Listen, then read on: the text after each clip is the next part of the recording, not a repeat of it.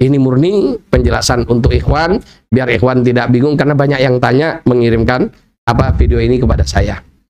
Kenapa? Ya beliau orang yang alim, orang yang dipandang pendapatnya, ya dalam hal ini ada yang ya menurut kami dalam pandangan thariqah ada yang perlu diluruskan sesuai dengan pandangan ulama thariqah. Dan sudah jelas Islam diturunkan di muka bumi ini untuk siapa? Untuk manusia dan kalangan jin. Agar apa? Untuk memperbaiki akhlak. Jadi saya tidak mau menggunakan pendapat pribadi saya, tapi di sini kita merujuk kepada hasil bahsul masail yang diadakan oleh Jam'iyah Ahli Thariqah Al-Mu'tabarah An-Nahdiyah. Jadi ini hasil bahsul masailnya ulama NU. Nah, di mana tentang pindah thariqah itu, ya, yang pertama pindah thariqah itu pendapat yang paling kuat itu tidak boleh, haram. Dalam kitab Al-Fatawa Hadithiyah halaman 5 yang menyatakan wa man dhafara bi syai'in bil wasfil awwali awits tsani fa haruma alaihi indahum ayat rukahu wa yantakila ila ghairihi. Jadi barang siapa yang telah menyatakan baiat kepada seorang mursyid dan mampu melaksanakan amalan-amalannya dengan baik, sehingga yang bersangkutan ini sudah mendapatkan asrar-asrar dari wirid yang diamalkan, maka tidak boleh pindah kepada guru yang lain. Kenapa? Karena mudarat. Jadi para aulia itu ya berbeda dengan amalan yang diberikan oleh para aulia, berbeda dengan amalan yang diberikan oleh ulama. Kalau ulama amalannya adalah di mana para ulama membaca kitab, membaca Quran, membaca hadis, kemudian dalam kitab-kitab tertentu ada amalan-amalan dengan keutamaan dan lain sebagainya. Ketika ada orang minta, diberi sesuai dengan yang ada di kitab tersebut. Sementara yang bersangkutan bisa saja mengamalkan, bisa saja tidak. Ya, terutama ya orang biasanya kalau sudah punya hajat datang ke kiai minta amalan. Nah, ya kalau hanya seperti ini biasanya orang yang kayak gitu pasti berhenti tengah jalan. Pertama berhenti tengah jalan karena sudah merasa berhasil dengan amalan tersebut. Karena sudah berhasil, apalagi sudah sukses bisnisnya, sibuk, tidak sempat lagi ngamalkan.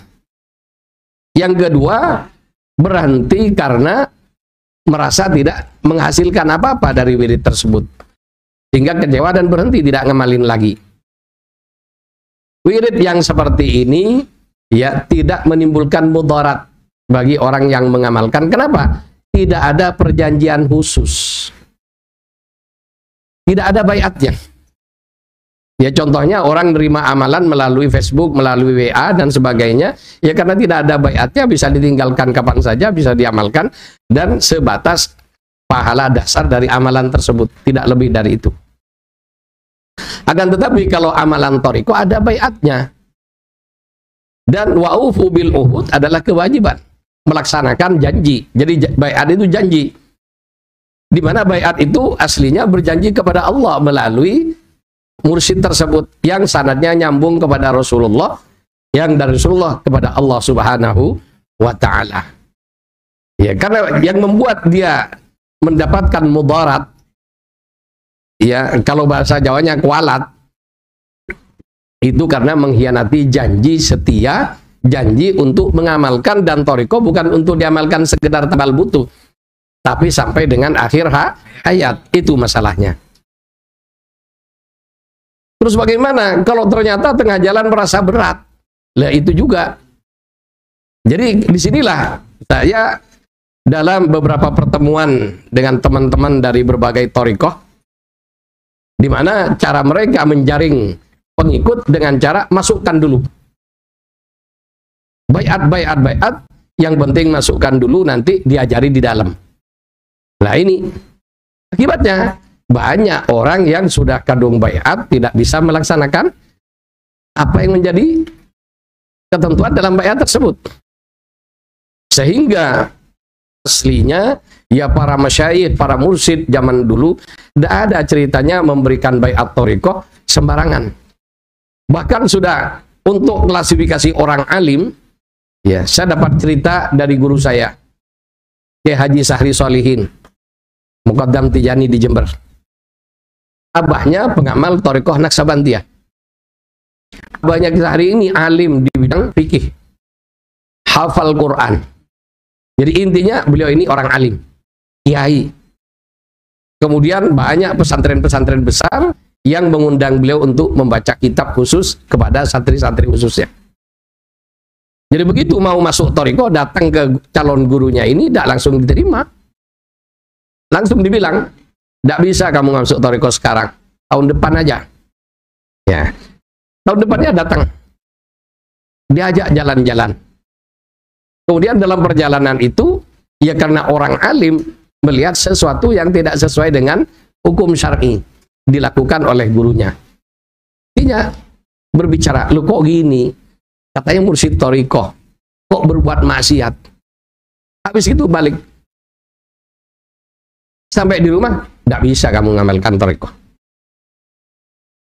Terus bagaimana ya? Ya udah tahun depan. Balik lagi mendapatkan kejadian yang sama. Akhirnya Yai Solihin ini tanya ke teman-temannya yang sudah lulus masuk. Jadi masuk aja nunggu 3 tahun. Ini. Jadi belum dikasih wiridnya untuk mendapatkan ini pelajarannya itu 3 tahun baru diberi. Jadi setelah lulus dari ujian kesetiaan murid pada guru, di mana murid tidak boleh menilai guru. Jadi kejadian sebelumnya jalan-jalan gurunya dinilai selama perjalanan. Kemudian akhirnya mengkritik dalam hati, bukan mengkritik lisan. Dalam hatinya kok kayak gini. Itu aja sudah ditolak untuk jadi murid. Jadi masuk thariqah itu bukan sembarangan, bukan perkara mudah. Ini mursyid yang benar. Jadi kalau mursyid apalagi pas dia acara-acara di Facebook sama di WA itu udah benar, sudah apapun thariqahnya. Itu. Kenapa? Ya ini amalan khusus kalau orang meninggalkan baiatnya maksiat, berdosa. Itu. Jadi ini para ikhwan rahimakumullah. Jadi lu bagaimana kalau akhirnya si murid itu merasa amalannya terlalu banyak? Ya itu akibat tidak diajarin dulu. Tidak diberitahu dulu syarat-syaratnya, tidak diberitahu apa yang wajib dikerjakan olehnya. Langsung baiat. Setelah tengah jalan baru sadar dia tidak bisa mengerjakan apa yang menjadi kewajibannya. Akhirnya berhenti tengah jalan. Loh, yang seperti ini ditanggung oleh mursyid itu. Kenapa? Ya sama saja menjerumuskan orang. Itu. Jadi ya sama dengan orang pincang ya langsung diangkat jadi Kopassus. Jadi ada orang pincang diangkat jadi Kopassus. Yang salah yang diangkat apa yang angkat? Itu. Orang sudah penyakitan diangkat jadi Kopassus. Jadi thariqah ini orang berthariqah itu jihadul akbar. Kenapa? Jihadun nafs. Jadi bukan main-main. Sehingga berhenti dari satu thariqah itu ada mudaratnya. Dan ini dinyatakan dalam hasil bahsul masail. Termasuk juga dalam kitab Majmu'atur Rasail Sahifah 114 dikatakan bahwa i'lam annat tara'iqa al-ma'thurata al-mashhurata al-mu'an'anata al-wasilata. Jadi ketahuilah oleh kalian sesungguhnya thariqah jalan-jalan, jadi metode.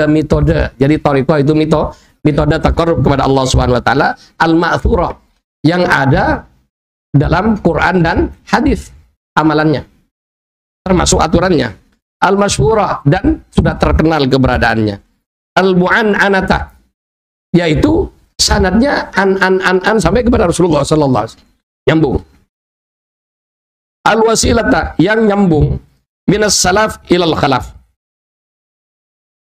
Yang nyambung dari ulama salaf. Siapa ulama salaf? Yaitu para sahabat, tabi'in dan tabi'in. Jadi amalannya dari Rasulullah ke sahabat. Sahabat ini memberikan waris dibaiatkan juga. Rasulullah memberikan baiat khusus untuk amalan khusus. Untuk amalan umum yang dijelaskan dengan hadis-hadis yang ada, tapi untuk amalan khusus Rasulullah memberikan baiat khusus. Gitu. Kemudian dari salaf ke khalaf. Khalaf ini artinya ulama setelah selesainya tabi'in. Jadi setelah 300 tahun, jadi 100 tahun pertama zaman para sahabat masih ada semua. Kemudian dilanjutkan para tabi'in. Kebanyakan tabi'in ini pada tahun 100 tahun kedua. Tabi'in pada 100 tahun ketiga, kurun ketiga. Nah, ini yang dikenal dengan ulama salaf, ulama terdahulu. Kepada ulama khalaf, yaitu tahun-tahun berikutnya yang silih berganti sampai dengan saat ini adalah ulama khalaf. Kal madhabil arba'ah, sebagaimana madhab yang 4. Ya. Yajuzul intiqal min madhhabain ilal akhar bi syartil wafa fi ma dakhala fihi.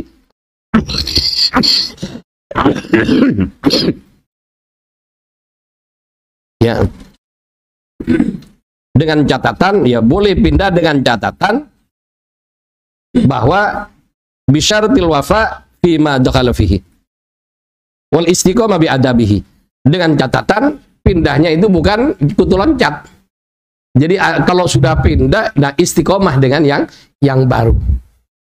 Dalam Bahsul Masail yang lain juga disebutkan bahwa kalau pindah dari mursyid, ya ibaratkan pangkat dalam kemiliteran letnan mengikuti jenderal, boleh. Tapi kalau keluar dari bimbingan jenderal ikut letnan, tidak boleh. Nanti kena mudaratnya. Kalau dari kelasnya, ya wali kelas menengah ikut wali kelas tinggi, tidak dapat mudarat, karena wali yang kelas tinggi ini bisa menjadi bemper bagi muridnya atas kualat yang ditimbulkan kemarahan. Ya guru muridnya pindah, otomatis manusia marah kan. Ada perasaan kayak gitu. Walaupun sekecil apapun kemarahan aulia itu mendatangkan kemarahan Allah. Dan Allah menyatakan man adali waliyan faqad adantu bil harb. Orang barang siapa yang nyakiti waliku, kata Allah, maka aku umumkan perang dengan orang itu. Jadi nyakitin hati aulia sekecil apapun masalah. Oleh karena itu pindah thariqah jika ya dari mursyid, ya thariqahnya sama, pindah mursyid aja tidak boleh. Jadi sama-sama naksabandi pindah mursyid, apalagi ke mursyid yang lebih ya martabatnya lebih rendah daripada mursyid sebelumnya, mudarat. Ya. Apalagi pindah ke thariqah lain. Gitu. Kemudian para ikhwan rahimakumullah, yang kedua, ya Bu Yahya juga menjelaskan bahwa bagaimana dengan wiridnya. Jadi dengan wiridnya apa tidak dosa. Nah, kan itu kewajiban. Ya. Kata beliau dijelaskan bahwa asalnya wirid itu sunnah. Oleh karena itu sunnah tetap sunnah, tidak bisa menjadi wajib. Dalam keterangan itu dikatakan begitu. Nah, ini juga saya tidak setuju dengan pernyataan ini, karena ada kaidah fikih bahwa hukum itu bisa berubah sesuai dengan ilatnya. Kalau ada sebab bisa berubah. Ya contoh paling gampang, laki-laki melihat perempuan bukan mahramnya, ya hukumnya apa? Dosa. Ngelihat aja. Jangan apalagi megang, ngelihat dosa. Ya. Apalagi megang, apalagi lebih jauh dari pegang-pegang. Dosa tapi gara-gara angkah tuka wazawajatuka dan qabil itu, yang tadinya perkara haram malah menjadi wajib. Malah menjadi pekerjaan yang menimbulkan pahala ibadah membunuh orang kafir.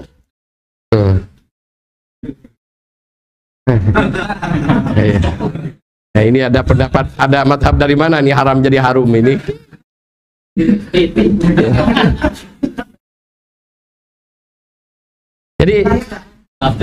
Jadi wajibnya wirid thariqah adalah gara-gara ada baiat. Dan kewajiban orang yang baiat atau berjanji wa ufu bil uhud, dan itu Quran.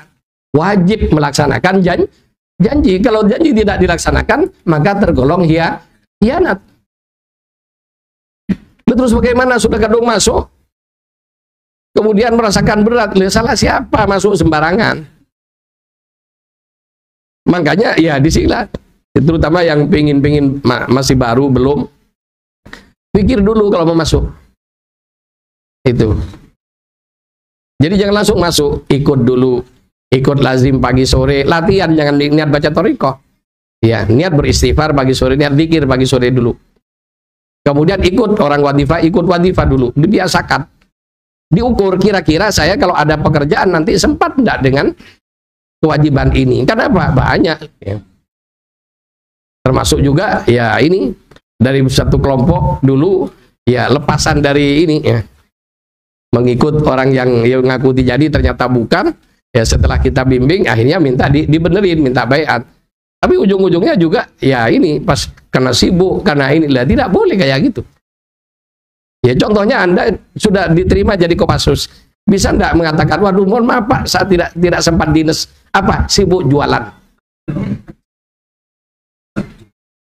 Itu. Enggak bisa kayak gitu. Ya, termasuk orang sudah jadi istrinya, ternyata dapat istri misalnya tuntutannya tinggi. Kan ada perempuan kalau nuntut belanja minta yang gede, harus begini, harus begitu. Itu. Kenapa? Ya gara-gara tidak dikenal sebelumnya. Itu. Jadi intinya para ikhwan rahimakumullah, jadi masuk thariqah ini bukan perkara sembarangan, maka belajar dulu, tidak apa-apa. Sampai ngerti banget, yakin, maka boleh masuk. Kalau tidak, nanti tengah jalan berhenti, akibatnya fatal. Itu. Jadi ini tanggapan yang masalah nomor 2, yang mana beliau menyatakan bahwa setelah berhenti thariqah ya sudah seperti biasa. Tidak wajib ya mengganti, tidak wajib apa, dan dia sudah lepas begitu aja. Ya. Jadi ini apa menurut ulama thariqah dan sepakat semua thariqah. Itu. Jadi semua thariqah tidak satu pun membolehkan orang berhenti tengah jalan.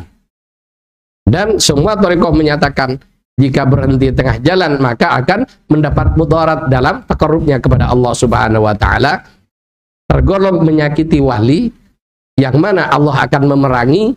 Nah, kalau di thariqah Tijani dijelasin pindah dari Tijani ke thariqah lain tidak ada satupun thariqah yang bisa nerima. Kenapa? Pindah dari bimbingan tarbiyahnya Rasulullah ya, pindah ke tarbiyahnya wali. Jadi sama dengan dari presiden ikut bupati atau ikut gubernur, tidak ada yang tidak bisa. Itu. Tapi dari thariqah lain berhenti masuk Tijani dengan catatan yaitu tadi ngerti dengan apa yang seharusnya, maka boleh dan dijamin aman, yang menjamin Rasulullah Sallallahu Alaihi Wasallam. Jadi ini masalah pindah thariqah ke thariqah yang lain. Jadi keputusan muktamar menyatakan boleh pindah thariqah, misalnya sama ya, pindah mursyid, thariqahnya sama, pindah mursyid dengan catatan mursyid yang kedua lebih tinggi martabatnya, boleh. Tapi kalau ke mursyid yang lebih rendah martabatnya tidak boleh. Kenapa? Yang nerima kena, yang diterima juga kan kena. Jadi ini para ikhwan rahimakumullah. Kemudian termasuk juga ya ngerangkep thariqah. Di situ juga ada pernyataan bisa ngamalin beberapa thariqah. Nah ini juga ya, thariqah yang lain pun ya, thariqatus sufiyah yang lain. Jadi pindah mursyid saja satu thariqah tidak boleh. Lalu bagaimana ngamalin lebih dari satu thariqah? Saya ulangi, pindah mursyid ya, thariqahnya sama. Pindah mursyid tidak dibenarkan. Dan guru tidak boleh membiarkan muridnya ya, mursyid melarang muridnya menerima baiat dari mursyid lain. Bagaimana hukumnya? Boleh, bahkan harus. Ini thariqah lain. Dan ini keputusan muktamar Nahdlatul Ulama. Ya. Jadi bukunya namanya Permasalahan Thariqah, yang dikumpulkan oleh Jatman, Jamiah Ahli Thariqah Al-Mu'tabarah An-Nahdiyah, Idarah Aliyah Pusat. Ya. Jadi pengurus PB ya. Jadi keputusan yang ketiga, ya, bagaimana mursyid melarang muridnya menerima baiat dari mursyid lain. Jadi boleh mursyid melarang muridnya menerima dari baiat mursyid lain dengan catatan mursyidnya benar-benar tanggung jawab. Kenapa? Nanti kalau punya mursyid dua berhasil, nanti keberhasilannya ini hasil mursyid yang mana? Ya, seperti perempuan yang punya suami dua. Jadi kalau Tijani kok boleh punya sanad lebih dari satu muqaddam? Karena muqaddam bukan mursyid. Mursyidnya Tijani Rasulullah yang diamanatkan ke Syekh Tijani radhiyallahu anhu. Itu perbedaannya. Jadi termasuk juga ya larangan double thariqah itu aslinya bukan hanya di Tijani. Ya. Di thariqah lain pun juga ya, tapi itulah urusan thariqah lain, kita tidak mau terlalu jauh mencampuri ya. Intinya kami warga thariqah Tijaniyah melaksanakan syarat-syarat thariqah apa adanya sesuai dengan petunjuk yang diberikan oleh Rasulullah ke Syekh Tijani radhiyallahu anhu, dan ini tanggung jawab kami dan ini urusan rumah tangga kami. Perkara thariqah lain membebaskan ngambil lebih dari satu thariqah itu monggo ya, kita harus saling berlapang dada, itu urusan rumah tangga masing-masing. Jadi kalau di Tijani tidak boleh, kalau di yang lain ada yang bolehkan monggo. Saya tidak mau ngatur thariqah lain karena kewajiban saya sebagai muqaddam thariqah Tijani hanya menjaga para pengamal thariqah Tijani. Ya, termasuk ini. Kenapa? Lah ini dikirimkan video ini kepada saya untuk minta penjelasan sesuai dengan bagaimana pandangan thariqah At-Tijaniyah terhadap penjelasan tadi. Ya. Kenapa? Ya banyak orang bingung juga kan. Loh, katanya dalam penjelasan thariqah kalau wirid thariqah ini menjadi kewajiban. Orang yang berhenti ngamalkan wirid thariqah Tijani misalnya masuk lagi, maka selama berhenti harus qadha. Yang ditinggalkan harus qadha. Sama dengan orang Islam murtad setahun, masuk lagi ke dalam Islam, maka setahun itu harus sholatnya harus diqadha. Itu berbeda ya, umur 50 tahun baru masuk Islam, tidak ada qadha-qadhanya. Kenapa? Statusnya selama belum Islam ya, tidak dihitung. Jadi baru kolam bergerak ya untuk pahala dan dosa sesuai hukum Islam ketika baca syahadat. Itu. Jadi demikianlah para ikhwan rahimakumullah ya, dan juga tolong juga tidak usah komentar yang aneh-aneh ya. Saya secara khusus menghormati Buya Yahya, kealimannya, kewibawaannya, kebaikannya. Jadi tolong juga kepada ikhwan melihat video ini tidak usah komentar yang aneh-aneh. Saya hanya jelasin ke ikhwan. Ini kepentingan ikhwan, bukan kepentingan yang lain dan bukan untuk polemik. Ya, nyari-nyari apa? Ya, nyari-nyari apa namanya? Ya. Jadi biar viral, tidak usah pakai viral-viralan. Ini murni penjelasan untuk ikhwan, biar ikhwan tidak bingung karena banyak yang tanya mengirimkan video ini kepada saya. Kenapa? Ya beliau orang yang alim, orang yang dipandang pendapatnya, ya dalam hal ini ada yang ya menurut kami dalam pandangan thariqah ada yang perlu diluruskan sesuai dengan pandangan ulama thariqah. Dan saya gunakan keputusan Bahsul Masail Mu'tamar Nahdlatul Ulama yang secara khusus membahas thariqah, yaitu permasalahan-permasalahan thariqah. Ya kalau ingin punya bukunya bisa dikopi, kayaknya tidak dijual di umum ini bukunya. Demikian.